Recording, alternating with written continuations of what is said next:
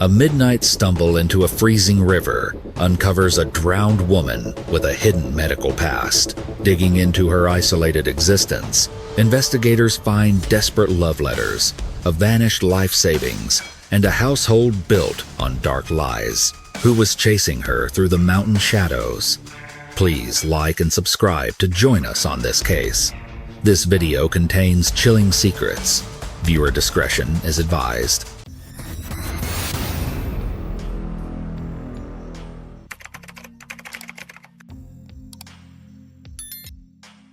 Life can sometimes deal out suffering and injustice that no one ever asks for. When faced with these sudden tragedies, some individuals choose to confront their hardships head-on, forging resilience and strength through their pain. Others, however, choose the path of deflection. They shift the blame onto those around them to make their own burdens feel lighter, attempting to secure a fleeting sense of peace for their own fractured minds. The victim in the case we are examining today fell tragically into the orbit of the latter type of person. She was caught in the web of someone who was willing to inflict unimaginable pain on their own flesh and blood, simply to protect their fragile pride. It was a selfish, desperate choice that ultimately culminated in a devastating and agonizing end. The events of this deep dive investigation take place in the Bijang district, nestled within Tongren City in the Guizhou province of China. This region is known for its rugged, mountainous terrain and profound historical roots. While it may not boast the rapid economic development of the coastal megacities, it possesses a deeply entrenched ancient culture and breathtakingly beautiful, yet unforgiving, natural landscapes. For generations, the residents of Bijang lived quiet, predictable lives dictated by the seasons and the land. However, in the midsummer of 1996, a gruesome discovery shattered the tranquility of this rural district, turning the daily lives of its citizens completely upside down. The sheer psychological terror of the crime left such a lingering stain on the community that, long after the investigation concluded, many parents were still too paralyzed by fear to let their children step outside their homes alone. The nightmare began to unfold on the late evening of June 21st, 1996. The sun had long dipped below the mountainous horizon, plunging the rural outskirts of Bijang into deep, oppressive shadows. A local man named Ah Cho was making his way home after a long night of heavy drinking. His route took him past a local waterway, a river that, while relatively narrow, possessed a deceptively fast and violent current. To facilitate their daily commute, the villagers had constructed a rudimentary wooden bridge across the span. Under normal circumstances, a sober person could navigate the slick, uneven wooden planks with ease. But Asho was heavily intoxicated.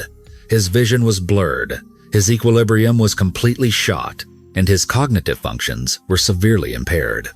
As he stumbled toward the center of the wooden bridge, his foot caught the edge of a damp plank. He slipped.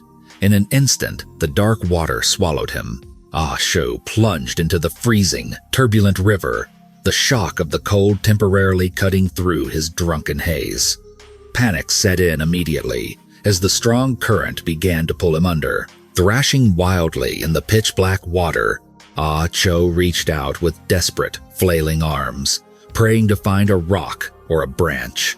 Suddenly, his hands collided with a large, solid mass bobbing near the surface. Driven by pure survival instinct, he did not pause to consider what the object was. He simply wrapped his arms around it, gripping it with terrifying strength, and used its buoyancy to help propel himself toward the muddy riverbank. Gasping for air and coughing up murky water, Ah Cho dragged himself onto the safety of the shore. It took several moments for his breathing to stabilize. As his eyes adjusted to the ambient moonlight filtering through the fog, he looked down to see what had saved his life. The alcohol instantly vanished from his system, replaced by a surge of pure, unadulterated horror. The buoyant mass he had clung to so desperately was not a log or a discarded sack of agricultural supplies. It was the heavily bloated, decomposing corpse of a woman. Ah Cho scrambled backward in the mud, screaming into the silent night. He ran blindly toward the nearest cluster of houses, frantically banging on doors and shouting for the village chief. The chief, awakened by the chaotic shouting, quickly grasped the gravity of the situation and immediately dispatched a messenger to notify the local police. Due to the remote location, it was nearly midnight by the time law enforcement authorities arrived at the riverbank. Flashlights cut through the thick evening fog, illuminating the grim reality of the crime scene. The commanding officer quickly divided his personnel into two distinct teams. One group was tasked with calming the shivering, traumatized Osho and recording his official statement, while the second group established a secure perimeter around the riverbank to allow the forensic pathologist to conduct a preliminary examination of the remains. Ah Cho recounted the entire ordeal to the investigators, detailing his slip from the bridge, his desperate struggle in the current, and the horrifying realization of what he had pulled to shore. Meanwhile, the forensic pathologist worked meticulously under the harsh glare of portable halogen lamps. The initial on-site assessment yielded limited but crucial information. The victim was a female, likely between the ages of 18 and 20 years old. Based on the state of the remains, the pathologist estimated that the time of death had occurred roughly 2 to 3 days prior. The exact cause of death could not be definitively determined on the muddy bank. The corpse was severely distended from the accumulation of postmortem gases, a natural byproduct of bacterial decomposition. This severe bloating had completely distorted the victim's facial features, stretching the skin to the point where visual identification by a family member would be nearly impossible. The investigators realized immediately that identifying this unknown woman would require cross-referencing recent missing persons reports and relying on hard forensic science. The body was carefully placed into a transport bag and driven back to the Central Precinct morgue, where the forensic team immediately prepared for a comprehensive autopsy. The procedure had to be conducted with extreme caution. The massive buildup of internal gases meant that any misplaced scalpel incision could result in a biological hazard. Once the chest cavity was safely opened, the pathologist focused on the respiratory system to establish the exact mechanism of death. Inside the lungs, they discovered a significant volume of water that matched the specific particulate and mineral composition of the Bijang River. Furthermore, a dense, white, frothy foam was found obstructing the victim's nasal passages and airways. This physiological reaction strongly indicated that the victim had been alive when she entered the water, actively aspirating the river water in a desperate, ultimately futile struggle to breathe. The official cause of death was officially classified as drowning. The external examination of the body revealed the grim timeline of her time in the water. The epidermal layer of skin on the palms of her hands and the soles of her feet had completely separated from the underlying tissue, a phenomenon known in forensic pathology as skin slippage, which is highly characteristic of prolonged submersion. A portion of the victim's hair had also detached, pulling away a significant section of the scalp. The soft tissues of her abdomen were in advanced stages of putrefaction, showing signs of severe peeling and discoloration. The victim's face had suffered extensive damage, not just from the bloating, but from aquatic predation. Various small fish and river scavengers had fed on the exposed tissues, further accelerating the degradation of her features. Additionally, the areas of skin that had floated face up and been exposed to direct sunlight, particularly the skin across her back, had oxidized and transitioned into a dark blue-black hue. Despite the horrific state of decomposition, the forensic pathologist managed to isolate two incredibly distinct identifying markers. First, on the skin of the victim's right arm, there was a clearly defined, healed burn scar. Second, and far more significant, an X-ray of her lower extremities revealed a past severe skeletal trauma. Embedded deep within the bone of her left tibia were two surgical steel pins, clearly placed there by an orthopedic surgeon to stabilize a severe fracture. This internal hardware was a massive breakthrough. The victim had undoubtedly suffered a broken leg in the past, an injury that would have required significant medical intervention and recovery time. Armed with this forensic profile, the investigative team began their search. They started by combing through the local precinct's database for any missing persons reports filed within the last week that matched the physical description of a young woman between 18 and 20 years old. The district records indicated that 8 individuals had been reported missing recently. However, after painstakingly contacting the families and verifying the details, the police hit a dead end. Not a single one of the 8 missing individuals matched the specific forensic markers provided by the pathologist. No one had surgical pins in their leg. Realizing that the local database was insufficient, the detectives shifted their strategy to geographic profiling. They needed to trace the victim's path through the water. The section of the river where Ah Shou had discovered the body was located at the lower, downstream end of the waterway.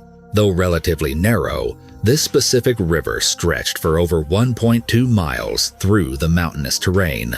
By calculating the estimated time of death 2 to 3 days prior and multiplying it by the average velocity of the river's current, the police were able to establish a geographical perimeter. They deduced that the victim most likely entered the water or was placed into the water at the upper reaches of the river, far upstream from the wooden bridge. A review of the topographical maps revealed that there were only 2 small, isolated settlements located in the upstream territory. To maximize efficiency, the police force divided into 2 separate investigative units, dispatching 1 team to each village simultaneously to hunt for leads. The first team traveled eastward along the winding mountain roads until they reached Wuyuan village. As the marked police vehicles rolled into the small community, the atmosphere was palpably tense. The villagers peeked out from behind wooden window shutters, their faces etched with a mixture of suspicion and deep-seated anxiety. Wuyuan was a tiny settlement comprising just over 20 households. The detectives immediately sought out the village chief to inquire about any recent disappearances. The chief, an elderly man with deeply lined features, offered a frustrating, though completely understandable, response. He honestly did not know if anyone was missing. To understand his answer, one must understand the socio-economic reality of rural China during this era. The region was experiencing a massive phenomenon known as the blind flow migration. Driven by a desperate need for financial stability, waves of young, able-bodied men and women were abandoning their rural agricultural roots to seek employment in the rapidly expanding manufacturing hubs and factories of the massive coastal cities. This exodus left behind hollowed-out ghost towns populated almost entirely by the elderly and the very young. The chief explained that over the past 3 years, nearly every young adult had left Wuyuan. Some left and never sent a single letter home. Others returned after a few grueling months, defeated only to resume farming. With this constant, chaotic turnover, the chief simply did not have the resources or the time to monitor who was currently residing in the village and who had boarded a bus to the city. However, when the detectives narrowed their time frame and asked specifically if any young women had left the village within the last 3 to 4 days, the chief's memory was jogged. He confirmed that he was aware of one recent departure. Following his directions, the detectives navigated the narrow dirt paths to a modest, slightly dilapidated house situated at the very edge of the village. This was the home of a middle-aged farmer named Zhang Cheng. According to the chief, Zhang Cheng's teenage daughter, Zhang Manru, had packed her bags and left for the city exactly 3 days ago. As the detectives approached the property, they found Zhang Cheng in the courtyard, tending to a small cooking fire. Upon seeing the uniformed officers approaching his gate, he immediately stopped what he was doing, hastily wiping his ash-stained hands on his trousers, and rushed forward to greet them. The lead detective decided to bypass pleasantries and get straight to the point. He looked the farmer in the eye and asked, "Mr. Zhang, your daughter, Zhang Manru, left home 3 days ago, is that correct?" Zhang Cheng nodded his head vigorously. A look of genuine concern washed over his weathered face. "Yes, officer," he replied rapidly. "Why are you looking for my daughter? Has something happened to her? Is she in trouble?" The detective did not answer the frantic questions directly. Instead, he employed a standard investigative technique, asking Zhang Cheng to describe his daughter's physical appearance, specifically inquiring if she had any distinct physical characteristics or scars that could be used for identification. Zhang Cheng paused, staring at the ground, as if deep in thought. After a moment, he looked back up and stated firmly that his daughter was completely healthy and had absolutely no physical defects, scars, or abnormalities whatsoever. Hearing this definitive denial, the detectives exchanged a disappointed glance. The forensic profile mandated the presence of a burn scar and 2 steel orthopedic pins. If Zhang Cheng's daughter had no such markers, they had likely wasted their time and found the wrong family. The lead detective thanked the farmer for his time and turned to leave the courtyard, prepared to radio the other team and report a dead end. But right at that crucial moment, an older woman leaned over the low stone wall, separating Zhang Cheng's yard from the adjacent property. It was the next-door neighbor, Mrs. Wang, who had been unabashedly eavesdropping on the conversation. She cleared her throat loudly to get the officer's attention. She told the detectives that Zhang Cheng must be losing his memory in his old age. Mrs. Wang vividly recalled a terrifying incident from years ago when Zhang Manru was just a little girl. She had been involved in a severe accident that resulted in a horrific fracture of her leg. The injury was so extensive that the doctors had to insert 2 iron pins into her shin to hold the shattered bone together. Mrs. Wang even remembered the immense financial strain it caused, recalling how Zhang Cheng had to swallow his pride and beg for loans from everyone in the village just to save his daughter's leg.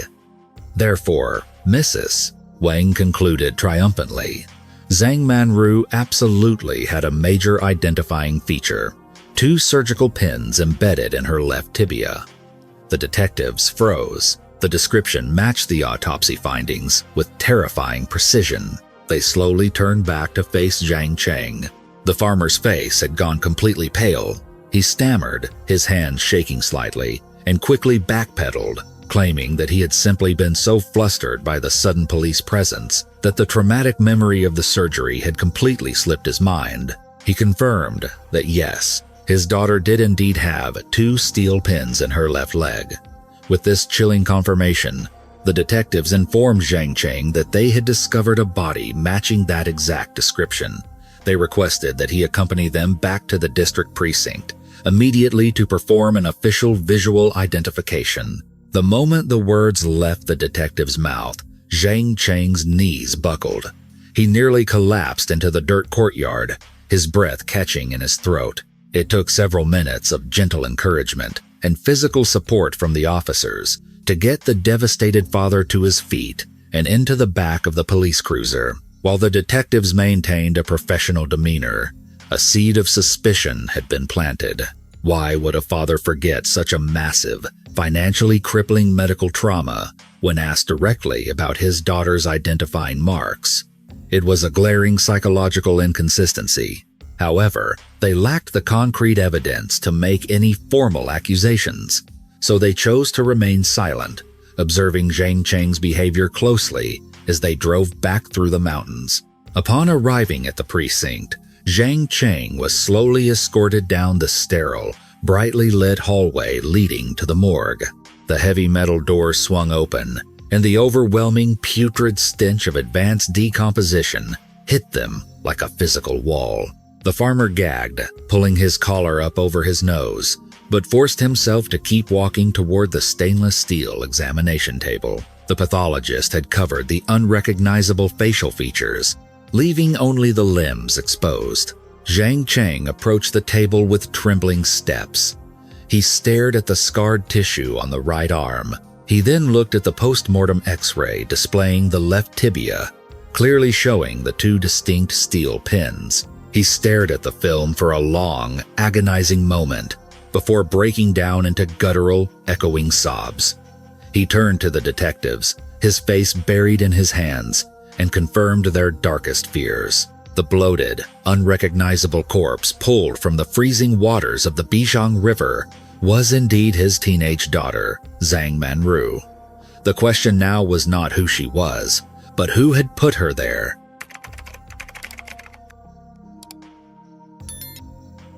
Following the devastating visual confirmation in the frigid air of the district morgue, the heavy steel doors closed, sealing the tragic reality of the young woman's identity. The investigative team gently but firmly escorted the shattered father, Zhang Cheng, away from the overwhelming smell of decay and into the stark, brightly lit confines of an official interrogation room. The detectives provided him with a glass of water, allowing him a few moments to compose himself before the questioning began.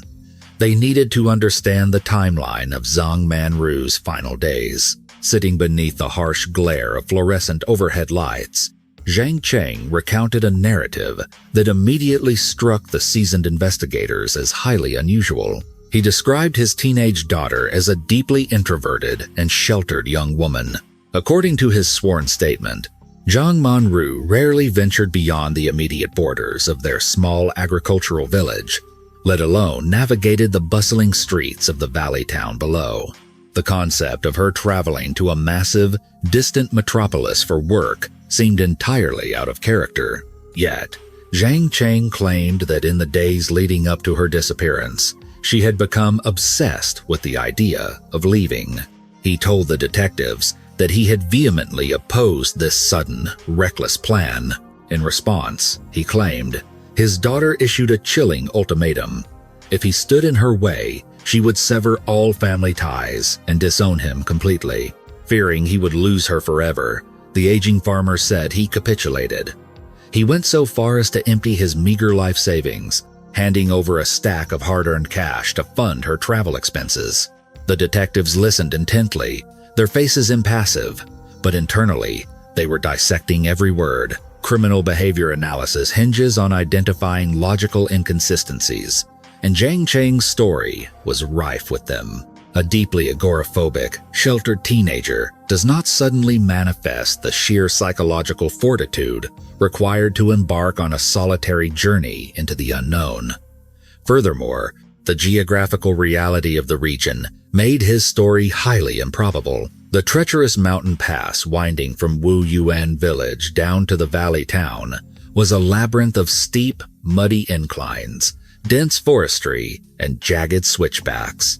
Without the aid of streetlights, attempting to navigate this route in the dead of night would be suicidal for an inexperienced traveler. It was incredibly easy to become hopelessly lost in the unforgiving wilderness. The detectives deduced that if Zhang Manru had truly embarked on this midnight journey, she absolutely must have had a guide, someone intimately familiar with the mountain trails, and someone she trusted implicitly. Acting on this behavioral profile, the lead investigator pressed Zhang Cheng, asking if his daughter had formed any unusually close attachments or exhibited secretive behavior in recent months. The farmer stared at his hands, his brow furrowed in thought. After a heavy silence, he recalled a highly suspicious incident that had occurred roughly 2 months prior. He explained that he had woken up in the middle of the night to use the outhouse. As he walked past his daughter's bedroom, he noticed the door was ajar and her bed was empty.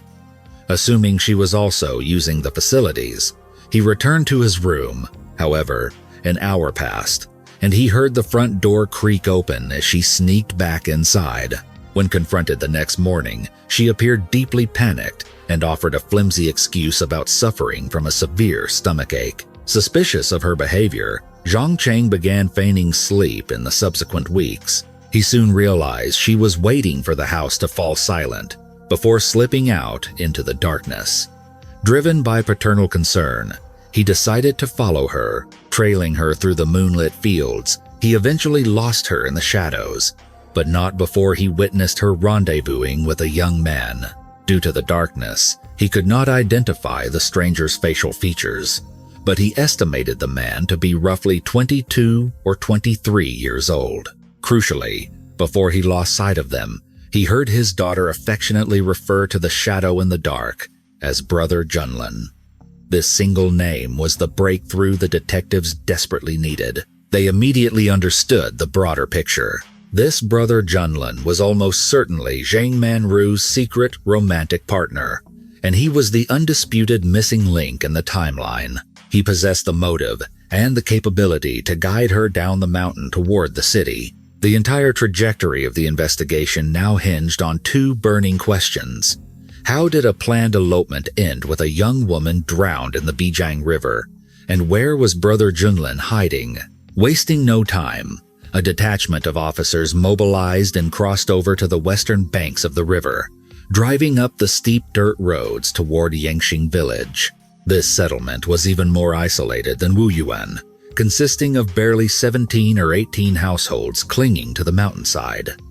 The detectives sought out the local authority, Village Chief Li. When asked if anyone in his community matched the name they had acquired, the chief's face fell.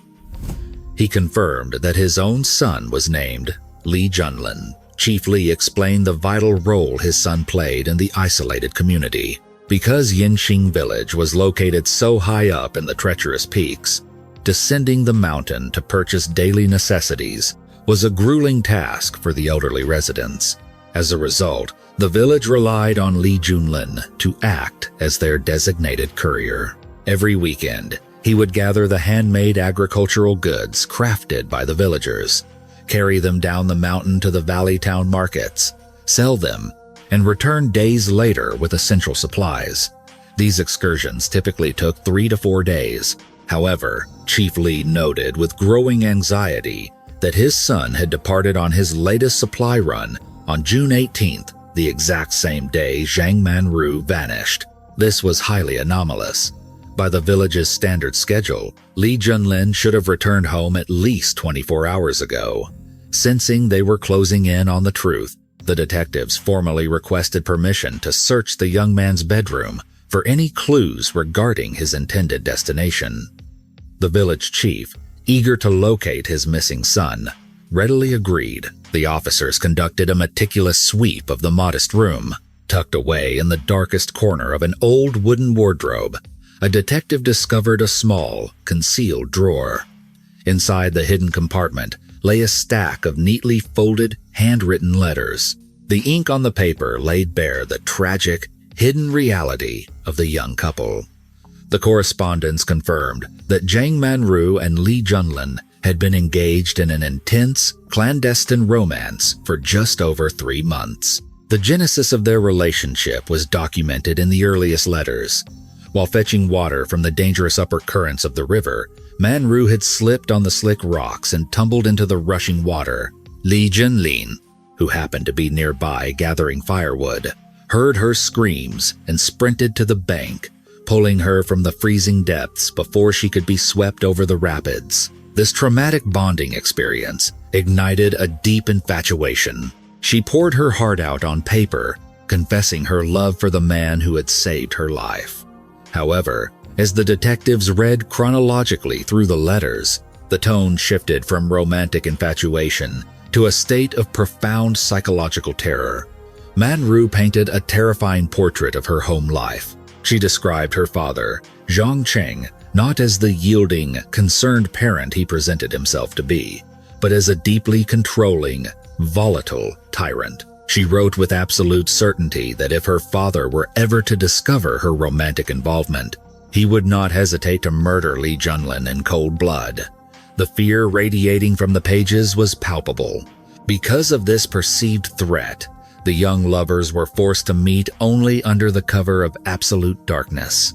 In her final missives, the tone became desperate. She explicitly claimed she was being subjected to severe physical punishments whenever she failed to comply with her father's draconian rules. She begged Li Junlin to be her savior once more, pleading with him to use his knowledge of the mountain passes to smuggle her away from her father's grasp and into the safety of the city. The very last letter in the stack, written in a hurried, frantic scrawl, was dated June 17th. It confirmed their fateful plan to elope the following evening. This explosive discovery forced the investigative team to completely restructure their working theory of the crime. From the moment they opened the case, their entire perspective had been colored by Zhang Cheng's emotional testimony. They had viewed Li Junlin as a shadowy figure, perhaps a predator who had lured an innocent girl away and murdered her. But the letters flipped the narrative on its head. If the written words were true, Zhang Cheng was a violent, abusive patriarch whose obsession with controlling his daughter had driven her to risk everything to escape. The new, terrifying hypothesis was that Zhang Cheng had discovered the escape plan on the night of June 18th. He had hunted them down in the darkness, caught them near the riverbank, and in a fit of homicidal rage, murdered his daughter to prevent her from leaving, subsequently executing Li Junlin to eliminate the only witness. Just as the detectives were preparing to draft an arrest warrant for Zhang Cheng, an urgent transmission crackled over the police radio. An officer stationed at the Valley Town's regional medical clinic reported a major breakthrough. A critically injured patient matching Li Junlin's exact physical description had just been identified in the intensive care ward. The detectives, accompanied by a deeply terrified village chief Li, immediately rushed down the mountain roads to the clinic. The scene at the hospital was grim. The young man lying in the sterile hospital bed was battered almost beyond recognition, hooked to an array of humming medical monitors. The attending physician provided a harrowing medical briefing.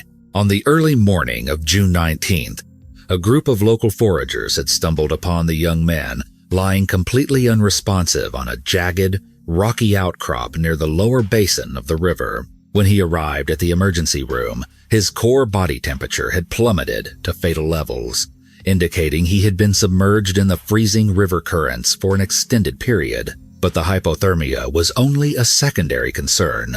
The doctor pointed to a massive, gruesome laceration on the back of the young man's skull. The bone had been severely fractured, an injury completely inconsistent with a simple fall. It was the undeniable result of immense blunt force trauma inflicted by a heavy, solid weapon swung with lethal intent. Furthermore, the patient's torso and limbs were covered in deep purple contusions. While the medical staff acknowledged that some of the bruising could be attributed to his body violently colliding with submerged boulders as the river dragged him downstream, the catastrophic head wound was a clear indicator of a violent, targeted assault. Currently, Li Junlin was trapped in a deep, unresponsive coma. The medical team could offer no timeline for his recovery, nor could they guarantee he would ever wake up. The investigation was suddenly suspended over a terrifying void. The man they believed to be a brutal killer was sitting free, while the only living witness who could confirm the events of that bloody night was silenced by a traumatic brain injury. The detectives realized they needed a much deeper understanding of the toxic psychological dynamics festering inside Zhang Cheng's household.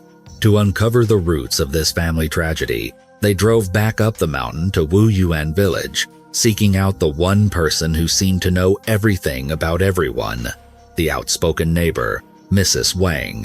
When the detectives asked her to elaborate on the relationship between the father and the deceased daughter, Mrs. Wang eagerly unlocked a vault of dark village history. She dropped a bombshell that fundamentally altered the psychological profile of the family. Zhang Menru was not Zhang Cheng's biological daughter. Mrs. Wang lowered her voice, recounting a scandal that had rocked the small community 2 decades prior. When Zhang Cheng first brought his bride, Mrs. Wu, back to the village, the local gossips immediately noticed the gentle swell of her stomach.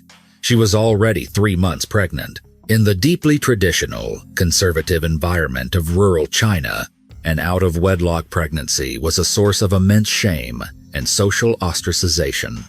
It was soon revealed that Mrs. Wu had engaged in a passionate affair with a man in the valley town.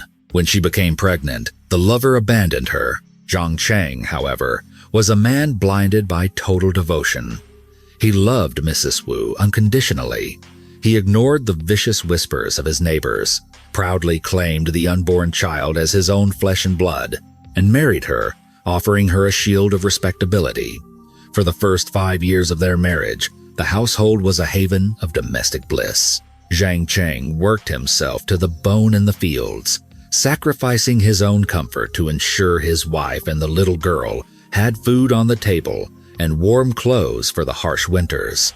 He adored the child, treating her with a profound, unconditional love. But this fragile peace was shattered when the child turned 5. The biological father, the man who had abandoned Mrs. Wu years prior, suddenly slithered back into the valley town. He secretly contacted Mrs. Wu, rekindling their old romance behind Zhang Cheng's back. He systematically poisoned her mind, manipulating her into a horrific betrayal. Blinded by this toxic rekindled romance, Mrs. Wu waited until Zhang Cheng was exhausted from working the fields. She then systematically located and stole every single dollar of the life savings he had painstakingly accumulated over the years. Under the cover of darkness, she fled the village with her lover, completely abandoning her 5-year-old daughter without a second thought. The psychological fallout of this betrayal was catastrophic. The young Manru was entirely incapable of processing the trauma of her mother abandoning her. In a desperate act of childhood psychological preservation, her mind refused to accept that her beloved mother could be so cruel. Instead, she needed a villain to blame. She projected all of her searing pain, anger, and feelings of worthlessness directly onto the only parent left standing, her devoted stepfather. From that day forward, she treated Zhang Cheng not as a savior, but as a monster, blaming him entirely for her mother's sudden disappearance, creating a toxic, unbridgeable chasm between them that would ultimately lead to her horrifying death.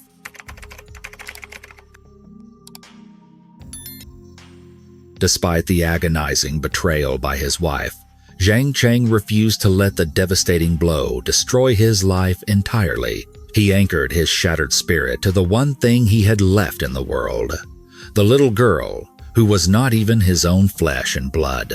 Every day, he marched back into the grueling mountain fields, working from the first light of dawn until the sun dipped behind the peaks, breaking his back to secure a future for Zhang Manru. He ensured she never went hungry, never lacked warm clothing during the bitter winter months, and painstakingly saved enough money to send her to the local school. However, his boundless paternal sacrifices fell on barren soil. The psychological trauma of maternal abandonment had warped the child's perception of reality.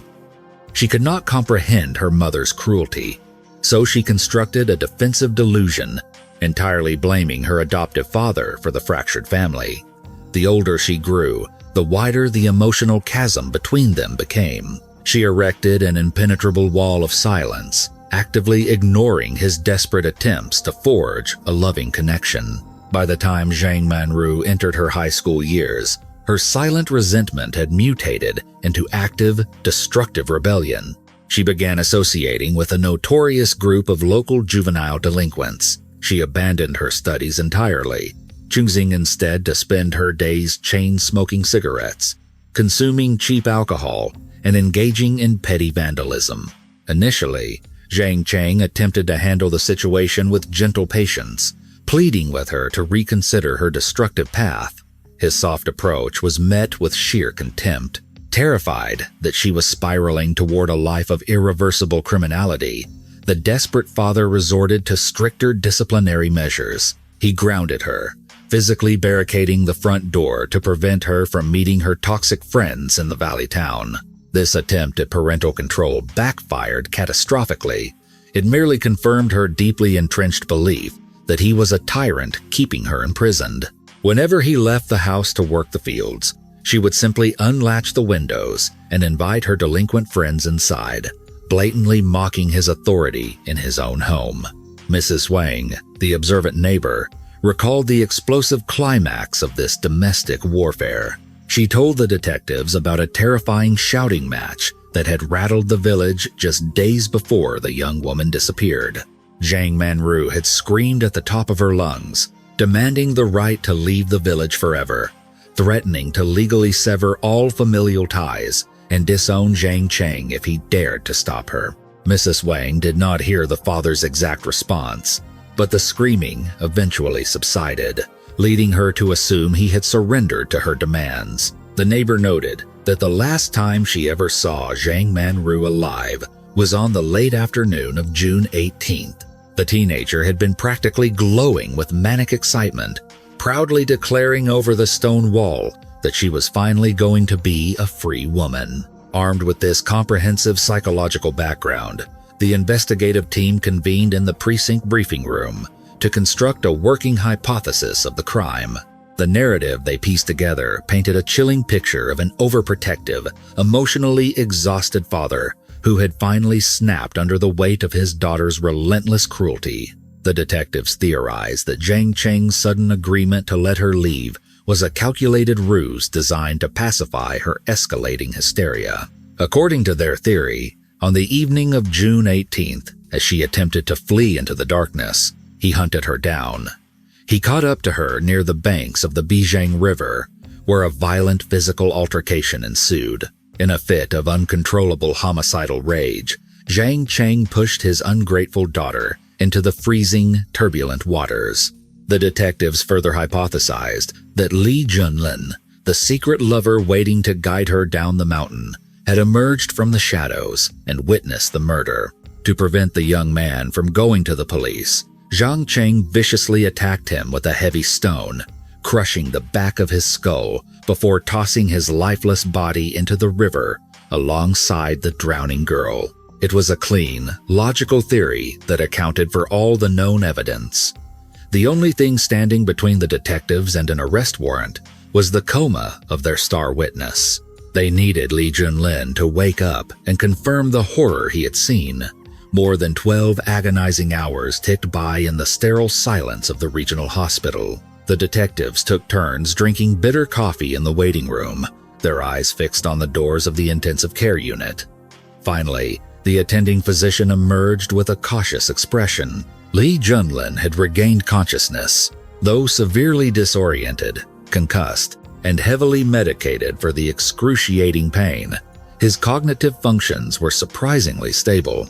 The lead detective immediately entered the recovery room, pulling a chair directly to the edge of the metal bed frame, ready to record the testimony that would send Zhang Cheng to prison for the rest of his life. The detective gently urged the battered young man to walk him through the events of that fateful night. Li Junlin closed his eyes, wincing as the memories flooded back through the fog of trauma. He spoke in a raspy, exhausted whisper. He confirmed the secret, 3-month romantic relationship he had shared with the deceased victim. He explained how, during their clandestine meetings in the mountain shadows, Zhang Manru had systematically brainwashed him with tales of her profound domestic suffering. She painted a portrait of a monstrous, abusive father who held her hostage, claiming that Zhang Cheng was the sole reason her biological mother had fled the village all those years ago. She even convinced Li Junlin that her adoptive father had threatened to murder him if he ever discovered their secret romance. In the beginning, Li Junlin admitted he was blinded by a toxic mixture of young love and a desperate desire to play the hero. He pitied her deeply.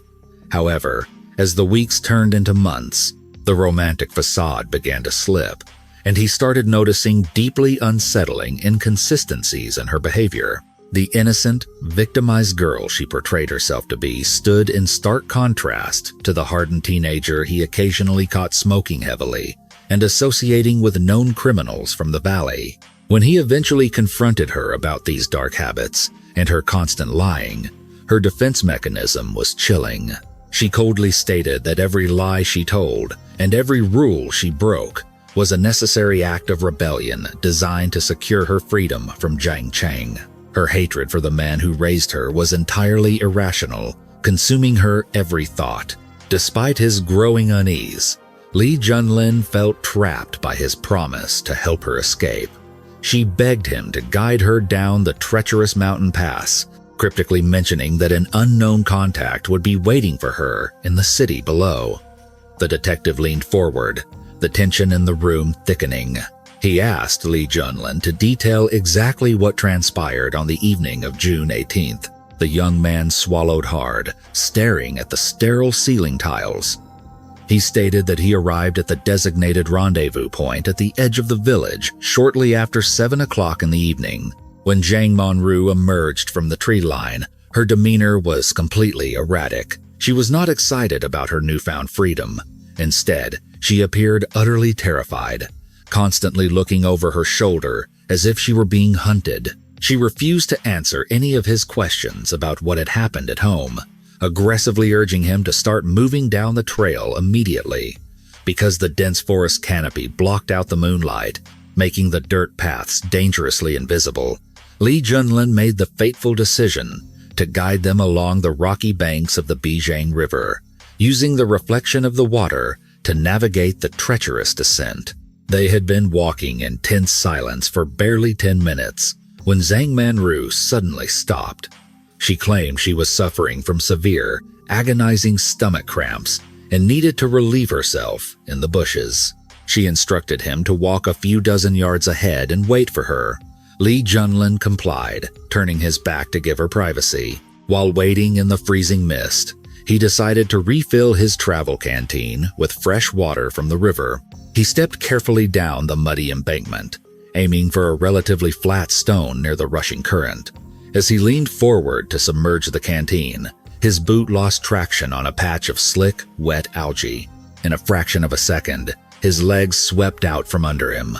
He fell backward with tremendous force, the back of his skull violently impacting a jagged, submerged boulder. A blinding flash of white-hot pain exploded behind his eyes, and then total darkness. He had been instantly knocked unconscious, his limp body slipping beneath the turbulent surface of the freezing water, only to wake up days later in the hospital bed, surrounded by medical machinery. The detective stopped taking notes, his pen hovering over the paper. The air in the hospital room felt completely stagnant. Li Junlin's testimony was a devastating blow to the investigation. He had not witnessed a murder. He had not been brutally attacked by a homicidal father wielding a stone. The massive laceration on his skull and the extensive bruising across his body were the undeniable results of a tragic, accidental fall on the slick river rocks, perfectly corroborating the initial theories of the emergency room physicians. Li Junlin was entirely innocent, and more importantly, he was completely useless as a witness.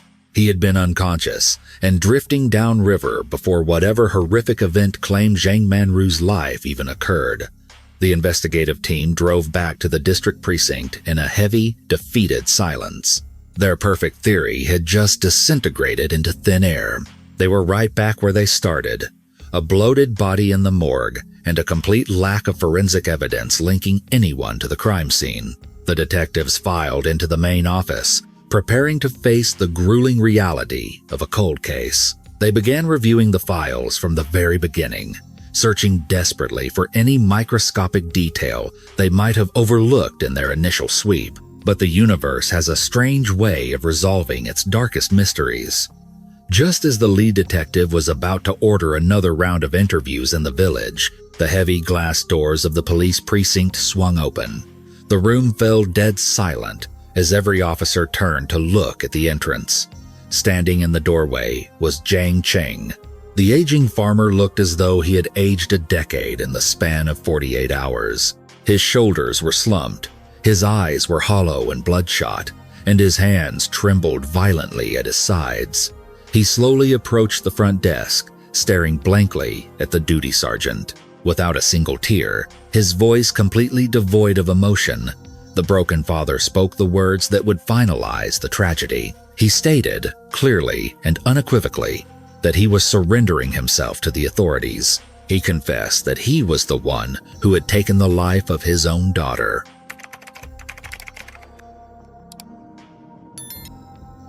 The atmosphere inside the central precinct interrogation room was heavy and suffocating. The aging farmer, Zhang Cheng, sat rigidly in the hard wooden chair beneath the harsh glare of a single fluorescent bulb. Just 48 hours had passed since the bloated remains of his daughter were pulled from the Bijang River, yet he looked as though he had aged several decades. His shoulders were permanently hunched, his hands trembled uncontrollably against his knees, and his eyes were completely hollow, drained of any remaining will to live. When the lead detective gently asked him why he was confessing to such a heinous crime, the psychological dam broke, the stoic facade collapsed, and Zhang Cheng began to weep with a guttural, agonizing sorrow that echoed through the concrete walls. Through his tears, he unspooled a tragic history of betrayal, sacrifice, and a fatal misunderstanding that had spanned over a decade. The true nightmare, he explained, did not begin on the night of the murder. It began 13 years earlier, when Zhang Manru was just 5 years old.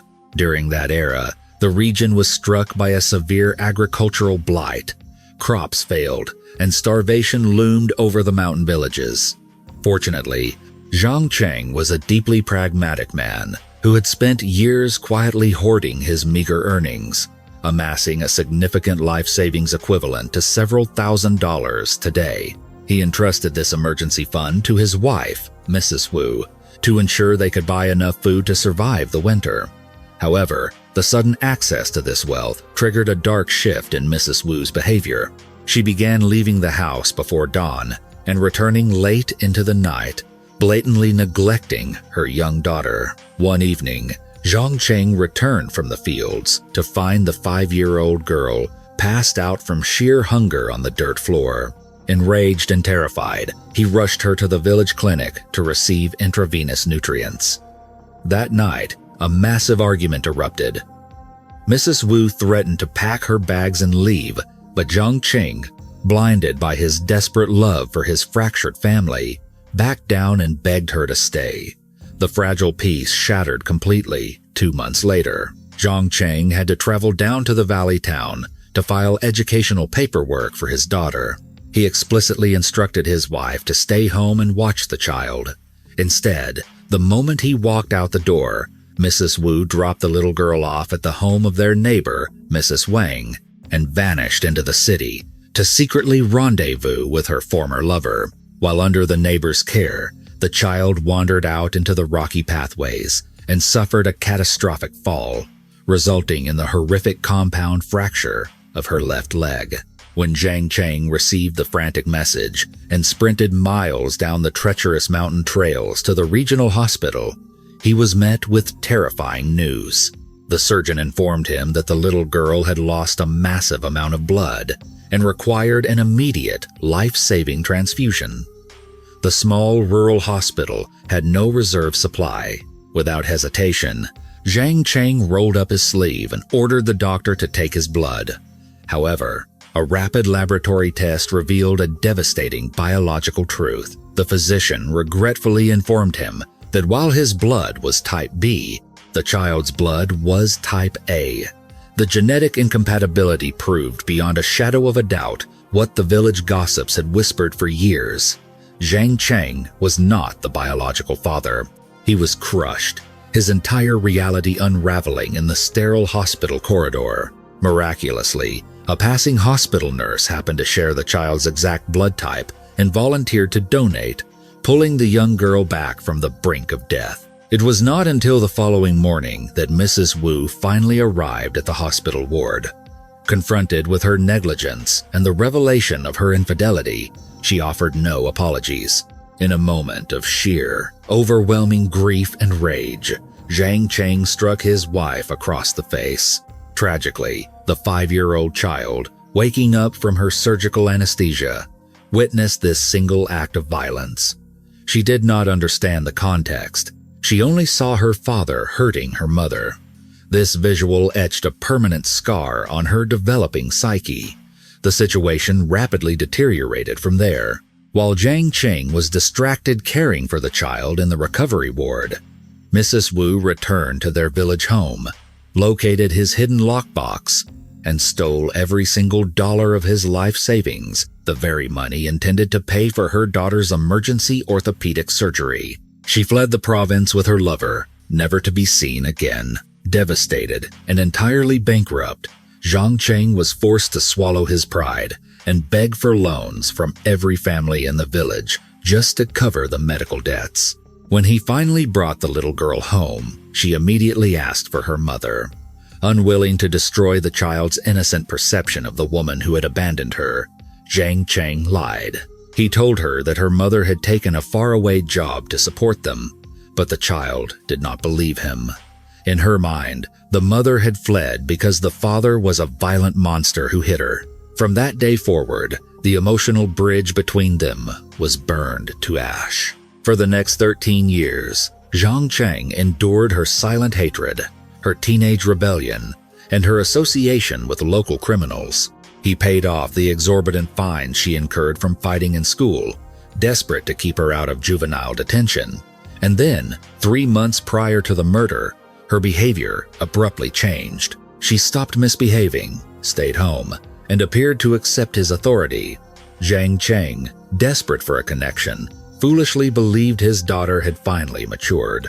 He even knew about her secret relationship with Li Junlin and silently approved, hoping the young man would be a positive influence. When she demanded to leave the village to find work in the city, he swallowed his fear, agreed to let her go, and handed over a substantial stack of cash to fund her journey. But it was all a meticulously crafted illusion. On the evening of June 18th, after securing the travel money, Zhang Cheng suffered a sudden, violent bout of abdominal cramps and rushed to the outhouse. He realized during the interrogation that his daughter had intentionally spiked his dinner with powerful laxatives. When he returned to the house 15 minutes later, he discovered that his private cabinet had been pried open. The emergency reserve of cash he had spent the last decade rebuilding was completely gone. His daughter had not just left, she had robbed him blind. He did not chase her down the mountain to retrieve the cash. He chased her because his heart was breaking all over again. He needed to look her in the eye and ask how she could possibly be as cold and calculated as the woman who had abandoned them both. Despite his age, his legs were strengthened by decades of grueling agricultural labor. He sprinted through the darkness, following the trail along the Bijang River, eventually catching up to her just as she was separating from Li Junlin. When he confronted her on the slippery riverbank, demanding to know why she would steal his life savings after he had already given her everything he had, Zhang Manru did not cower. Instead, she pushed him violently in the chest and screamed a truth that shattered his soul into a million pieces. She yelled that the money was not for her, her biological mother, the woman who had abandoned her 13 years ago, had recently tracked her down. The mother had manipulated the teenager, stating that she would only come to the city and reunite with her daughter if the girl stole Zhang Cheng's money and brought it as a tribute. Hearing this, Zhang Cheng felt his entire world collapse. The woman who had destroyed his life had returned from the shadows to weaponize his own daughter against him, initiating the exact same betrayal a second time. In a state of blind, unthinking agony, he lunged forward to grab the canvas bag containing the stolen cash. Zhang Manru fought back fiercely. As they violently wrestled over the heavy bag in the darkness, her footing slipped on the wet algae. She tumbled backward off the rocky embankment and plunged into the churning, freezing rapids of the river. Zhang Cheng did not hesitate. He dove into the black water after her. The current was terrifyingly strong, pulling him under and slamming his body against the submerged boulders. He thrashed wildly in the darkness, screaming her name over the roar of the water, feeling blindly in the freezing depths. But the river had already swept her away. Exhausted, freezing, and entirely broken, the old farmer eventually dragged himself onto the muddy shore. He found the canvas bag snagged on a tree root. He picked it up and walked the miles back to his empty house in total silence.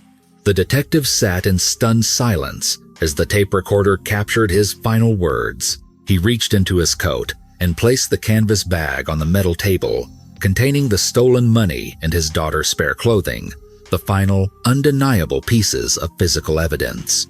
Later that night, he guided the authorities to the exact stretch of the river where the tragic accident occurred, a grueling process that took over 3 hours in the dark. The subsequent trial sent shockwaves through the district. Residents from Wuyuan village packed the courtroom to standing room only.